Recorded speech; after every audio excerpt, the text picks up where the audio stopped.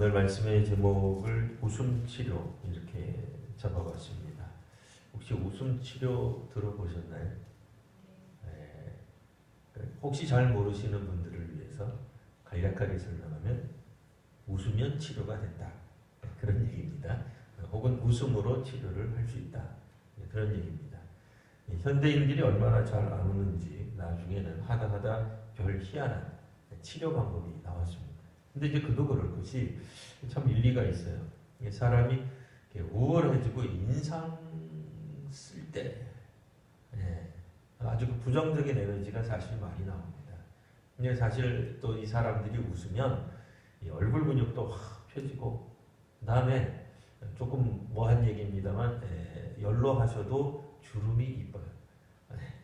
곱게 늙으실 수 있어요. 잘 웃으셔야 돼요. 근데 이 웃음이 자꾸 사라져가지고 우리 한국에도 하회탈이라고 아주 잘 웃는 탈이 있습니다. 그거만큼 웃자는 거예요. 그래서 여기서 웃음 치료를 잠깐 보면 뭐 웃음 치료하는 시간은 아닙니다. 잠깐 보면 솔직히 말하면 좀 억지로 웃어요. 억지로 웃는 게 있어요. 그래서 그다음에 하하, 그다음에 하하하 이렇게 계속 하다가 보면 나중에는 기가 막혀서 웃어요. 내가 지금 왜 이러고 있지 하고 웃어요. 내가 비싼 수업료 내고 비싼 치료를 위해서 이제 뭐 1시간당 뭐 꽤 많은 돈을 지불하거든요. 지불하고서는 그냥 하염없이 웃는 거예요. 한참 웃다가 보면은 뭐 심지어는 눈물이 날 정도로 배꼽이 빠질 정도로 뭐 이렇게 웃다가 보면은 사실 이 속이 이렇게 후련해지는 게 있어요. 물론 이제 울어도 후련해지는 게 있어요. 근데 웃어도 후련해지는 게 있어요. 하나님이 기본적으로 우리들에게 주신 이 기쁨이라고 하는 게 있습니다. 그래서 오늘날에는 이 부모님들이 자녀들 이름 만들 때 기쁨 이렇게 짓는 거예요. 왜 기쁨이라고 졌습니까? 우리 아이가 임신했다는 소식을 듣고 내가 얼마나 기뻤는지 기쁨이라 그랬습니다. 옛날에는 이제 이름을 어떻게 지었어요? 예를 들어서 말자, 말순이, 그건 뭐예요? 더 이상 딸이 낳지 말아라. 이제 이런 의미로 이제 이름을 줬어요. 그럼 이제 그 다음에 그러면 아들이 나오느냐? 그것까지는 잘 모르겠어요. 그러니까 그런 이제 마음의 염원을 담은 거지. 꼭 뭐 주술적 의미다 그렇게는 생각할 수 없지만 뭐 어쨌든 뭐 민간 신앙이라고 또 볼 수 있는 측면도 있지만 또 뭐 마음의 염을 담은 거죠. 마음의 원을 담아서 좀 우리 집안에 아들을 좀 주세요. 뭐 이제 그런 의미에서 그 마지막 딸이 되거라. 그렇게 이제 이름을 져주기도 합니다. 그러면 이제 오늘 우리 성경에 나와 있는 이 아브라함, 그러니까 지금은 아브라함이죠. 아직까지는 아브라함인데 오늘 본문에 드디어 아브라함, 그리고 우리가 읽은 본문에서는 15절부터 이제 사라라고 하는 이제 이름이 나오기 시작하죠. 그래서 아브라함과 사라로 하나님이 이제 이름을 바꿔주시면서 너희들에게 큰 이제 웃음을 주시겠다라고 이제 이야기를 하시는 거예요. 근데 사실 이 가정이 큰 웃을 일이 별로 없어요. 아니 물론 하나님 말씀대로 살아가는데 왜 웃을 일이 없겠어요. 그러나 인생에 있어서 웃음이라고 하는 거는 때로는 뭐 다 그런 건 아닙니다. 오늘 현대인들이 다 그런 건 아니에요. 그런 건 아닙니다만 특별히 고대인들에게 있어서는 이 자녀가 아닐까라는 생각을 해봐요. 고대인들에게 있어서 특히. 그러니까 자녀를 낳은 것에 대한 큰 기쁨이, 웃음이 이 집안에 없는 거예요. 별로 웃을 일이 없어요. 그래서 하나님이 오죽하면 이 이삭이라는 이름이 웃음이라는 뜻이에요. 우리말로는 이삭 죽기가 자꾸 떠올라요. 그 이삭이 아닙니다. 뭐 만종에 나오고 그런 거 아니에요. 이삭 죽기 그런 거 아닙니다. 어쨌든 그 이름의 뜻이 웃는 거예요. 웃었다는 얘기예요. 웃음이라고 하는 거예요. 그러니까 하나님이 이 집안에 웃음을 주시기로 약속을 하십니다. 그래서 내년 이맘때에 내가 너하고 약속, 뭐 우리가 그 약속은 뭐 하도 많이 들어서 이제 귀가 딱지가 얹을 정도로 들었을 거예요. 하나님이 그 약속을 다시 한번 보시면 16절 내가 그에게 복을 주어 내 아들을 낳게 할 것이다. 뭐 민족에 뭐가 있을 것이다. 이제 그런 이야기들이 쭉 있잖아요. 자, 그럼 이제 구체적으로 약속에 관한 얘기를 이제 그 옆에 보시면 6절이 있습니다. 6절. 6절 보시면 내가 너로 어떻게 해준다고 심히 번성하게 해주겠다. 내가 너에게서 무엇이 나온다고요? 민족들이 나온다. 이거 세상에. 자, 그리고 나서 이제 8절에 보시면 한 번 더 하나님 약속하신 게 있어요. 기본적으로 아브라함, 그러니까 이때만 하더라도 아브라함인데 어쨌든 아브라함과의 약속에 있어서 중요한 게 자손, 후손이라고 말할 수 있죠. 뭐 심지어는 민족이 될 만큼 엄청난 숫자예요.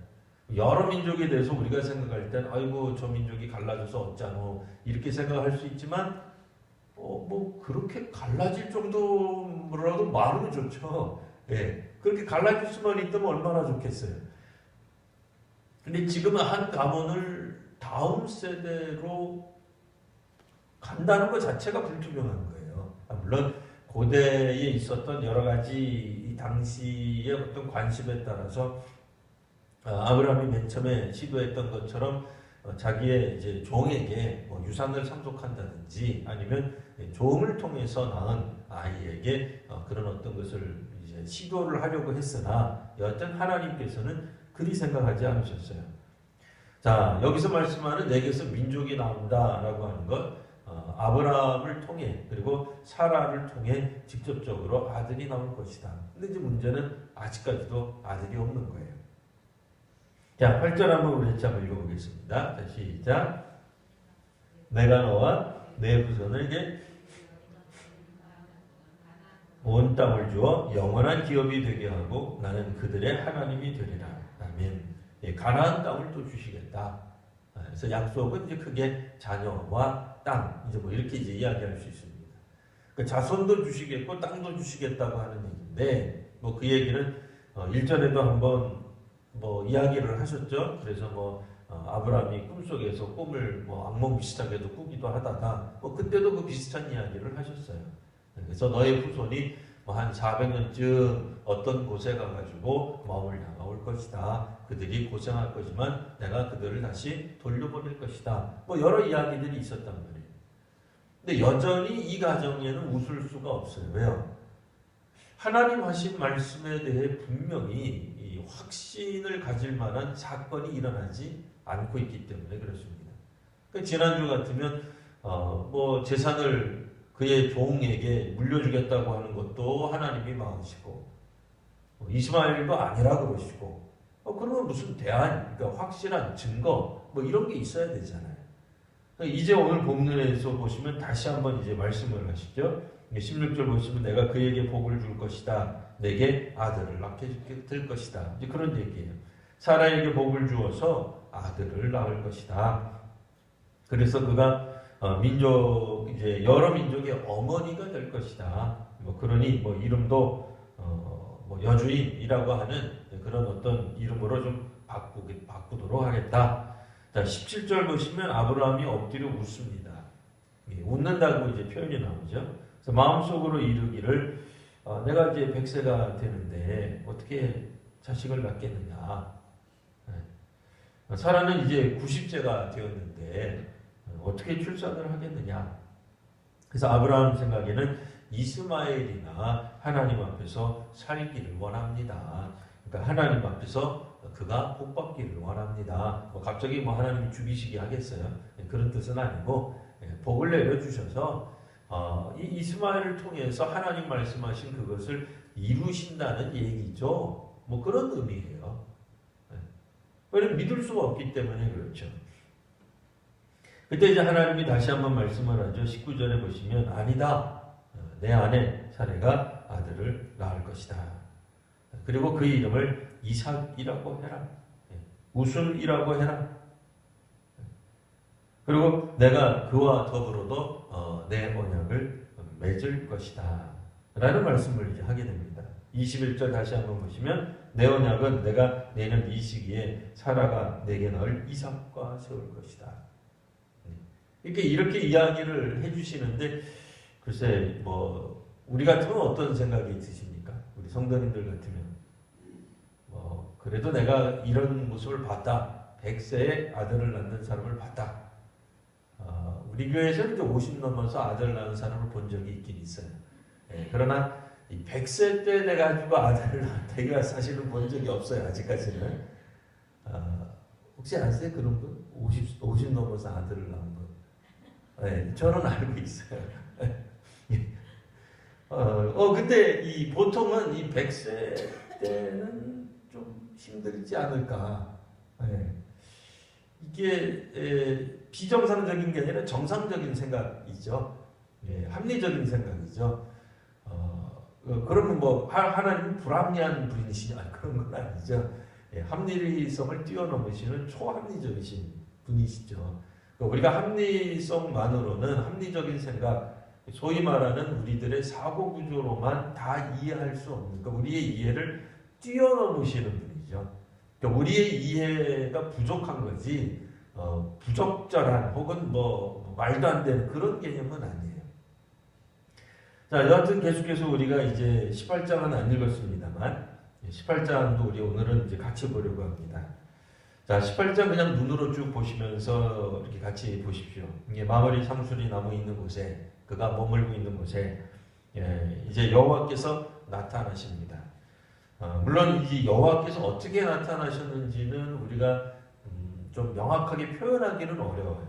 그러나 어쨌든 오늘 본문에는 여호와께서 나타나심과 이 손님셋과는 상당한 연관이 있어요. 그러니까 하나님과 관계없는 사람이라고 말할 수는 없어요. 근데 이분들 중 한 분이 하나님이었는지, 이분들 셋이 뭐 성령, 그러니까 성부, 성자, 성령의 형태인지, 뭐 그거는 뭐 학자들마다 뭐 설왕설래해요. 근데 알 수가 없어요, 사실은. 왜요? 이 성경에 뭐라고 명확하게 안 나와 있어요. 다만 분명히 1절에는 하나님이 나타나셨다 그러고 2절에는 사람 셋이 나타났다 그래요. 그리고 나중에 사라하고 이야기하시는데 또 갑자기 하나님이 또 대화를 또 훅 하고 들어오시네. 뭐 어떻게 된 건지 잘 모르겠어요. 그러나 분명한 거는 여기서 나타나 있는 인물들이 3명, 그러니까 손님 3명이 하나님과 완전히 무관한 이들은 아니겠다. 뭐 그런 정도로만 우리가 그냥 감안하시고 그냥 뭐 쭉 이야기를 계속해서 보겠습니다. 자, 어쨌든 이 세 분, 이 손님에 대해서 아주 찌리 대접을 합니다. 이 뭐 오늘 우리가 생각해도 과연 이렇게 손님 대접을 잘할 수 있을까?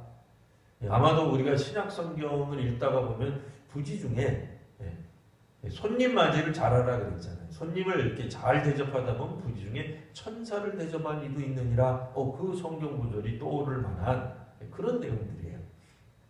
얼마나 이분들이 잘을 했냐면 물도 조금 가지고 오고 당신들의 발도 씻고 나무 아래에서 쉬소서. 5절에 보면 떡을 조금 가져다가 뭐 이렇게 조금 갖고 오겠다고 해놓고는 조금이 아니라 아주 잘 해갖고 와요. 우리나라랑 비슷해요. 우리나라도 뭐라 그래요?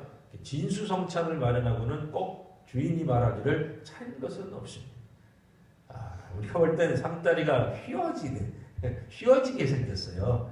저거 조금만 우리가 밥을 안 먹으면 상다리가 부러질 것 같아. 그리고 빨리 먹어야 저 상다리가 온천할 것 같지. 잔뜩 차려놓고는 차릴 게 없다. 이 아브라함도 좀 뻥이 심했는지 성경 인물을 뻥이라고 그러면 안 됩니다만 어쨌든 이 과장되게 이야기를 했는지 아니면 겸손하게 이야기를 했는지 떡을 조금 가져오리니 해놓고는 6절에 보시면 사라에게 가서 급히 고운 가루 3쌀을 반죽하고 떡을 만들고 7절에 보면 아브라함은 가축되어 있는 곳으로 나가서 기름지고 좋은 송아지도 잡아 급히 요리도 하고, 그러니까 떡만 조금, 그러니까 물 조금, 뭐 떡 조금이 아니라 본격적으로 대접을 한 거다. 이렇게 이제 볼 수 있습니다. 물론 급히 한 거는 맞아요.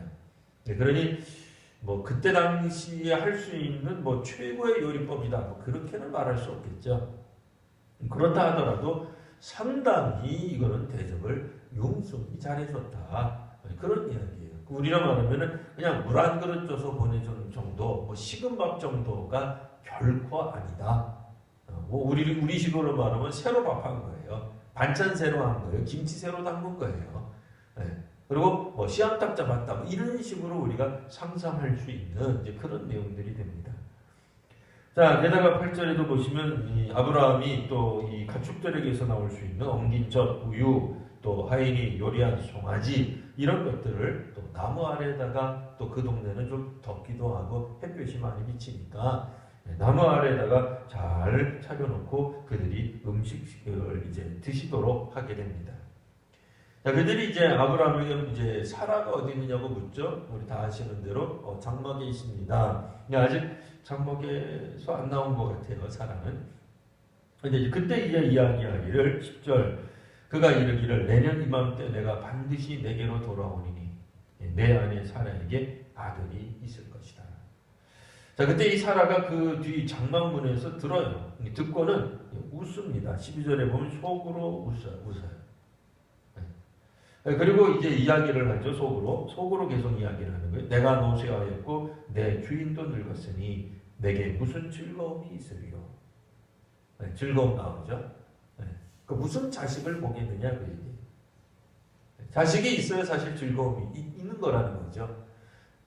자기한테서 자식이 없는 게 슬프다고 하는 거는 우리가 잠깐 뛰어넘기는 했습니다만 하가를 통해서 아이를 낳았을 때 하가 여종이었죠. 사레의 여종이었던 하갈이 굉장히 좀 목에 힘을 줬던 모양이에요. 여주인을 제끼고 자기가 진짜 이제는 여주인이 된 것 마냥 여주인 행세를 하니까 사레가 아주 그냥 속상했어. 오죽하면 잘했다는 건 아닌데 갑자기 두 모자를 쫓아내버려요. 앞장에 보시면 이 앞에 부분 보시면 그만큼 자기가 자기 남편을 위해서 후손을 보겠다고 해놓고는 정작 아들을 이제 자기 몸종이 낳게 되니까 이게 이제 상황이 좀 묘한 거예요. 복잡한 거예요. 근데 사실 그 속에는 즐거움이 없었다 그 얘기예요. 기쁨이 없는 겁니다. 웃을 일이 별로 없는 거죠. 자, 그때 여호와께서 어떻게 나타나실지 우리는 알 수가 없어요. 그 손님 중에 한 사람인지 아니면 뒤에서 갑자기 치신 건지 어떻게 된 건지는 몰라요. 그러나 분명한 거는 13절에 보시면 아브라함에게 이르기를 사라가 왜 웃으며 이르기를 내가 늙었거늘 어떻게 나으리요 하느냐. 아브라함한테 먼저 얘기하시는 거예요. 세상에. 자, 나중에 이제 15절 보시면 사라가 두려워하여 부인하여 이르죠. 너 웃었다. 그러니까 나는 안 웃었습니다. 나는 웃지 않았습니다. 또 이렇게 이제 이야기하는 장면까지 나오고 있습니다. 그래서 예전에는 그 이삭이라는 이름이 마치 그 사라가 웃어서 사라가 피식하고 웃어서 하나님 말씀을 비웃어서 웃음이 됐다. 그런 설교 저도 이제 종종 들었어요. 근데 이제 성경을 자세히 읽어보니까 우리 성도님들도 그렇습니다만 오늘 일부러 제가 본문 말씀으로 잡은 게 18장에 있는 내용이 아니라 17장에 있는 내용이었죠. 17장에 보시면 먼저 웃은 사람이 있습니다. 누가 웃었어요? 17장 17절 보시면 다 17장 17절 다 17이에요. 여기도 쉽습니다. 외우실 필요는 없어요. 우리가 신학생이 아니니까 외우실 필요는 없고 창세기 17장 17절에 보시면 아브라함이 엎드려 웃으며 마음속으로 이르되 먼저 웃은 건 사실은 아브라함이 웃었어요. 그러니까 사라가 웃은 것을 사실 그렇게 흉볼 건 아니에요. 우리 식으로 말하면 그냥 부창부수인 거예요. 그러니까 훨씬 전에 남편이 먼저 웃었어요. 그리고 하나님이 아예 그에게 말하기를 내게 아들을 낳을 것이니 그 이름을 이삭 웃음이라고 하거라. 우리 식으로 굳이 따지자면 너도 웃고 내 부인도 웃는다 그래요. 아브라함도 웃고 사라도 웃는 거예요. 사실 여기서 웃는 것은 기본적으로는 말씀에 대한 신뢰가 없기 때문에 웃은 거예요. 하나님이 지금 잘못 말씀하신다고 생각하기 때문에 웃은 거예요. 그러니까 기쁨으로 즐거움 때문에 웃은 게 아니에요. 내년에는 내가 아들을 볼 수 있다니 얼마나 이 행복한 일인가 하고 웃은 건 아니에요. 그러나 1년 후에 이 가정에 무슨 일이 벌어졌을까요? 이 부부에게 정말 웃는 일이 생기게 되겠죠. 때로는 우리가 충분히 믿어야 됩니다만 우리가 꼭 믿어야만 역사가 나타나는 건 아니에요. 때로는. 혹은 우리가 믿지 못해도 어떤 역사가 일어나요. 놀라운 역사, 하나님이 우리를 구원해 주시는 역사, 하나님이 우리를 기쁘시게 만드는 역사가 때로는 반드시 그런 건 아닙니다만 그러니까 항상 안 믿어야 된다 그런 얘기는 절대로 아니에요. 근데 우리의 믿음과는 상관없이 우리가 믿지 못했는데도 그 일이 일어나는 거예요. 하나님이 이루시는 일을 하나님이 하신다 그 얘기예요. 다만 우리가 못 믿을 뿐이에요. 먼저 믿으면 어떻게 되겠어요? 하나님의 말씀에 대해 먼저 기뻐할 수 있겠죠. 그러나 나중에 때가 되면 하나님이 우리에게 왜 그 아들의 이름을 이삭이라고 하필이면 웃음, 오늘날로 말하면 평안이라는 이름도 있고 요즘은 기쁨이라는 이름도 있어요. 네. 그런 것처럼 아들 이름이 웃음이에요. 웃음. 그러니까 웃음이 떠날 일이 없는 거예요. 계속 웃게 되는 거예요. 얼마나 좋은 거예요. 네? 얼마나 기뻐요. 네? 이 하나님이 사실은 어떻게 보면 약간의 언어 유희 같기도 합니다만 미리 상징적으로 우리들에게 알려주시기도 하는 거예요. 네? 이름을 하나님이 바꾸실 때 괜히 바꾸시는 게 아니죠. 그 이름대로 되겠다라고 하시는 거예요. 그래서 때로는 하나님이 먼저 이름을 이와 같이 우리들에게 새로 부여해 주시기도 하는 겁니다. 심지어는 새로 낳을 아들, 그러니까 태어날 아이의 이름까지 하나님이 말씀해 주시는 거예요. 뭐겠어요? 하나님이 구원의 주도권을 가지고 계시는 거예요. 우선권을 가지고 계시는 거예요. 하나님이 우리를 인도하시는 분이라고 하는 것을 보다도 명백히 말씀해 주는 거예요. 우리의 믿음에 따라 하나님이 역사하고 역사하지 못하고가 아니에요. 때로는 우리의 믿음과 상관없이 하나님은 하나님의 일을 하고 계십니다. 그래서 그 일들을 볼 수 있도록 때로는 그들의 이름을 바꿔주시기도 해요. 아이들의 이름을 지어주시기도 합니다. 이런 일들을 통하여서 하나님의 하나님됨을 말씀해 주고 계시는 거예요. 이 진정으로 아브라함이 믿음의 조상이라고 했을 때 오늘 우리들에게 보여진 모습, 아브라함도 그렇고 사라도 그렇습니다. 그다지 출중한 믿음의 모습, 순종의 모습을 보여주고 있는 것 같지는 않습니다. 물론 이것을 비웃은 것까지는 아니겠죠. 믿지 못해서 웃은 거죠. 그냥 피식 웃은 거죠. 비웃었다고 말해도 됩니다만 그렇게 비웃음까지라기보다는 도저히 믿을 수 없는 것을 하나님이 말씀하시기 때문에 드러내놓고는 하지 못하고 둘 다 속으로 웃는 거예요. 속으로. 그러나 그렇다 하더라도 하나님은 우리의 속 마음도 꿰뚫어 보십니다. 우리가 참으로 하나님을 믿는지 믿지 않는지 우리의 속 마음까지도 하나님은 헤아려 보고 계십니다. 그래서 우리에게 사례에게 이야기를 하죠. 내가 웃었다. 안 웃었는데 웃었느니라 라고 말씀하실 때 사실은 속으로 웃었다. 그런 얘기예요. 네. 오늘 우리가 생각해보는 말씀 다시 한번 보시겠습니다. 요약해서 보시면 하나님은 아브라함의 이름도 아브라함의 이름도 사례의 이름도 바꿔주시며 그들의 후손들과 맺을 언약에 대해서 분명히 언급해 주십니다. 그러나 아브라함은 아브라함대로 사례도 사례대로 사라는 사라대로 이 말씀에 대해 확신을 가지기가 어렵습니다. 이유는 뭐예요? 그들의 현실이 그렇기 때문입니다. 하나님의 말씀이 너무 막연해서가 아니라 그들의 현실이 그들의 경험이 더는 하나님의 말씀을 믿을 수 없게 만들고 있습니다.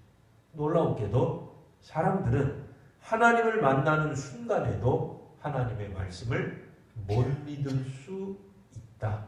그 얘기예요. 우리가 얼마나 연약한 존재. 우리가 생각할 때는 부활하신 예수님을 우리가 탁 만나기만 하면 막 우리의 믿음이 솟구치고 막 영혼이 새로워지고 예배가 회복되고 기도가 뚫리고 그렇게 생각하잖아요. 그럼 어떠세요? 하늘문이 쏟아지는 어떤 은혜의 폭포수 자리 밑에 가기만 하면 방언이 되고 예언이 터지고 그럴 것 같잖아요. 물론 그렇기도 해요. 뭐 아니라는 건 아니에요. 예, 그런 현상이 있어요. 있는데 문제는 뭐예요? 이 하나님 만난 존재예요. 하나님하고 대화하고 있어요. 우리는 이런 경험이 거의 없잖아요. 우리는. 근데 이런 경험을 하고 있는데, 그러니까 이분들은 하나님의 임재함 가운데 있는 거예요. 물론 하나님을 두 눈으로 뭐 이렇게 대면했다고, 두 눈, 구약 성경이 두 눈으로 대면하고 그러면 죽는 거예요. 예. 그러니까 음성으로 지금 만나고 있는 건데, 뭐 여하튼, 그래도 하나님하고 지금 대화하고 있잖아요. 하나님이 일방적으로 우리들에게 막 다다다닥 이야기하시고 나는 간다 확 덮어버리시는 게 아니에요. 대화를 하고 있다고요. 얼마나 가까운 거예요. 엄청난 경험을 하고 있는 거예요. 하나님께 묻고 하나님이 답하고 이게 자기 상상이나 망상이 아니에요. 악한 영이 말하는 게 아니에요. 하나님이 직접 말씀하시고 직접 들으시고 직접 우리에게 질문도 하시고 응답도 하시고 답변도 하시고 다 하는 거예요. 놀라운 경험 아니에요? 이런 경험이 어디 있어요, 세상에? 네? 그러니까 아브라함이 가진 축복은 오늘 우리랑 사실 비교가 되지 않는 축복이 있었어요. 뭐야? 하나님과 직접 만나는, 직접 대화하는. 이 맞다는 거예요, 이 설교가.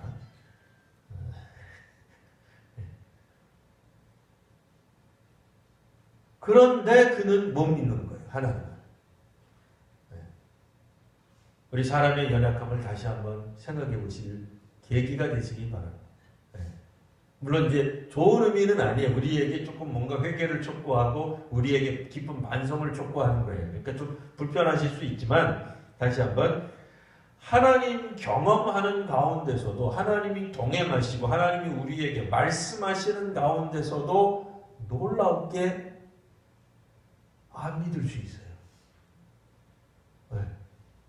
우리가 상상하는 거하고 전혀 다른 이야기예요, 지금. 우리는 하나님 만나고, 홍해를 건너가고, 만나를 먹으면, 하나님에 대한 충성에서 단 1도도 안 벗어날 것 같다고 생각하잖아요. 그렇게 산다고 생각하잖아요.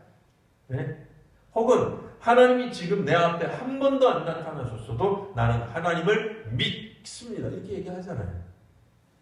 그건 진짜 귀한 믿음이에요. 그 믿음은 계속 가져야 돼. 근데 문제는 뭐야? 정말 우리가 하나님을 만났을 때, 만나고 있는데, 불신앙 가운데 있는 사람이 있더라. 그 대표적으로 누구냐? 아브라함과 사라가 그랬다는 거예요. 이유는 뭐냐? 우리의 현실이 믿을 수 없는 거예요. 내 경험이 믿을 수 없게 만드는 거예요. 하나님 말씀보다 우리가 우리의 경험을 우선하는, 우리가 경험 없으면 못 살아요. 경험이 있는 게 맞아요. 경험이 있는 거 가지고 우리가 다음을 살아가는 거예요. 우리가 한 번 경험한 걸 익숙해진 거예요. 그걸 문화가 되는 거예요. 습관이 되는 거예요. 관습이에요. 1 더하기 1을 매번 배울 필요가 없어요. 왜? 우리는 충분히 배웠기 때문에 곱셈으로 나가고 나눗셈도 하는 거예요. 계속해서 우리가 1 더하기 1이 거기에 머물러 있지 않아요. 어떻게 해야 문을 여는지 잘 알고 있기 때문에 충분히 익숙해진 것대로 살아가는 거예요. 근데 우리의 관습, 우리의 습관, 우리의 문화, 우리가 알고 있는 수많은 지식과 다른 하나님 말씀이 우리에게 주어졌을 때 이게 이제 우리가 받아들이기 힘든 거예요. 근데 여전히 하나님은 우리가 물론 현재 우리의 문화 속에서 우리가 익히 알 수 있는 방법으로 말씀하시고 역사하시지만 부패한 문화잖아요, 우리가. 하나님 보시기에 거룩한 문화는 아니잖아요, 우리 문화가. 그러니까 때로는 하나님이 우리 문화를 초월하셔서 하늘나라를 설명하실 수밖에 없잖아요. 그때 우리가 때로는 안 믿는 신자처럼 이렇게 웃을 수 있다고 얘기해요.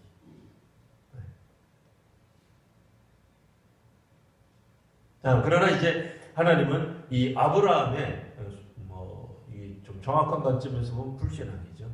못 믿은 거죠. 불신앙에도 불구하고 하나님은 그를 택하셨고 세우셨기 때문에 그 다음 해에 아들을 허락해 주시는 거예요. 네가 안 믿었으니 믿음의 조상에서 탈락이다. 아마 우리 같으면 그럴 것 같아요. 그렇죠?